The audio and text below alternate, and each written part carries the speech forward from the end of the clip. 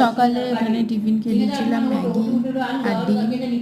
তারপরে এখানে খাওয়া হয়ে গেছিলো, ওরাও সবাই খাচ্ছিল, সবাই মিলে টিফিন খাচ্ছিলাম। তারপরে এখানে আমি চলে গেছিলাম পরীক্ষা দিতে। একটু শিয়ালদা থেকে হেঁটে হেঁটে যাচ্ছিলাম যদি বাবার সাথে দেখা হয়। বাবার সাথে দেখা হয়ে গেছে এখানে। বাবা ছিল বউবাজারে একটা শাখা সারানোর জন্য, শাখা বাঁধানো। ওটা কারো বেড়ে গেছিলো, সেই কারণে ওটা সারানোর জন্য গেছিলো শিয়ালদায় গেছিলো, খুঁজছিল যে সেম টু সেম শাখা পাওয়া যায় কি না, যেটা ওনার বেড়ে গেছে। তো পেয়ে গেছিলো। তারপরে চলেছিলো কারিগরের কাছে, ওটাকে কী করে সারানো যায় কী যায়। তারপরে আমি ঘরে চলে এসেছি, অনেক হেডেক হয়ে গেছে পরীক্ষা টরীক্ষা দিয়ে ঘরে চলে আসার পর।